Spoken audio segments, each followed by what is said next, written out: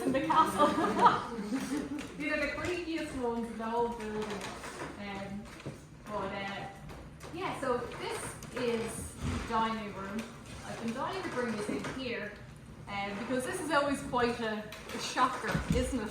When you go through all these lovely rooms and you come in here, kind of wakes you back up a bit. So people love this room or they hate it. Work in progress.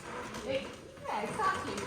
Well, the thing is, it looks like it's due to be restored, but they have no plans on restoring this room. So it is conserved, won't get any worse, but it isn't fully restored. So they've decided to sacrifice this room, you know, for many reasons. You know, lots of people go in and out of the castle, they see all these beautiful rooms, oh very nice, very bright, very shiny, and then they're gone again. But this shows them the reality of what happens to these buildings if they're not maintained and kept. So for educational purposes, but as well as that, they were going to restore it initially, but they decided against it because there's so much history in this room. So by actually tearing it back and stripping back some of the walls in here, it showed us original features from the original castle's history. So behind this wood panel here, you can see the outline that we'll all get a chance to come round and have a look. But there's the outline of an original 16th century Tudor style doorway which leads inside here into the flanker tower. Then it gets blocked up with rubble and timber a bit later. We've got 18th century wooden panelling. This door gets added then in the 18th century. We've got 19th century bricks on the floor as well. So just this wall alone shows us that all of the owners over the years are doing work at changing the castle, maintaining it and keeping it looking well over time. Now, originally in the 16th century, this room would have been used as the Grand Elizabethan Hall. So this room would have extended all the way into the first room we were in, where those painted glass windows are. This wall wouldn't have existed, and it just would have been one large room where Adam Loftus would entertain, business would be conducted, all of that in here. So this would have been the main room of the house originally. But then in the 18th century, when Henry swoops in, he's transforming the building, he puts this wall in, divides it up, and he also knocks through this wall here.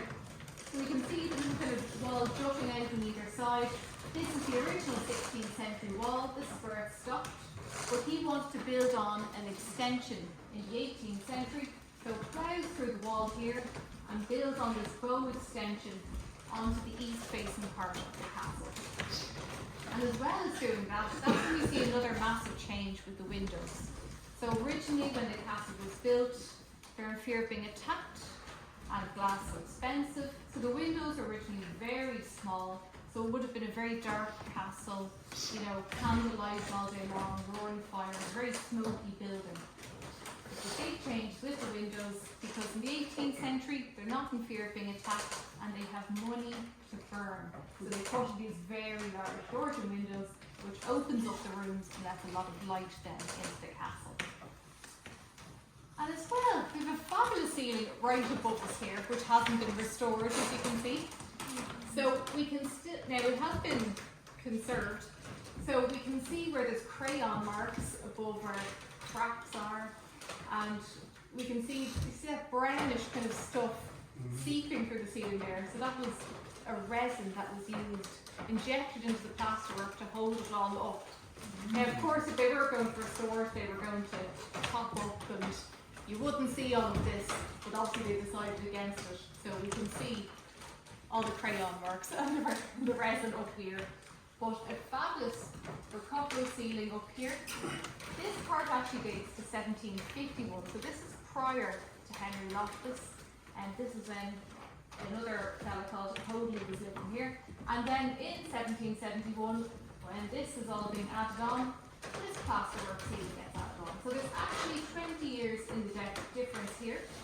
And I'd imagine this smaller oval that we see in the extension is somewhat used to balance out the much larger oval here because of course they're all about balance and symmetry. And another thing just to mention is the fireplace over here. As you can see, there was once a massive fireplace in the wall here.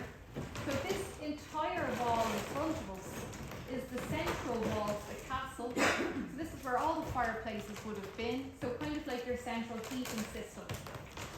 And then this was probably one of the most biggest fires that we had. You can see where the fireplace ended up, right up that semicircle, very wide, beautiful marble fireplace that would have been here. And that, like many other pieces from the castle, got stripped out and sold off. There is some question, maybe it ended up in a house over in England, another Georgian house, but I don't know if we'll be getting it back anytime soon. And we can see the brickwork, the stonework left behind, and we can see how used this fire is, well, the burnt stone there. Now, the archaeologists that were working here at the castle a couple of years back, they were also examining the kitchens and the stonework here. So majority of the castle is used with calc limestone from the Dublin Mountains. You use what's closest to you. But there is some suggestion that a lot of brick and stone is getting brought over from England because they're bringing over plasterers, builders, masons from England to build a castle back in the 16th century. So it's a good English-Irish castle, as it were. And then before we leave here, just to note, these walls actually would have been entirely protected when the Jesuits were here because this was their library and all the walls were totally covered in bookshelves in here. And which is hilarious that this is the library because it has the creakiest floor, so it would have been shushing all day long. Do you have any questions before we move along? Alright, so we're going to head into another one of the towers now. We'll explore the scale model of the area, and then we'll go upstairs and see some of the rooms up there. Now there is a talk starting at 2:30 up in the ballroom. It's on Adam Loftus, who built the castle. And you're more than welcome to go in on that. I don't know if we'll be able to go into the ballroom or not. We might be able to just walk through it though. But if you do want to sit around for the talk, by all means,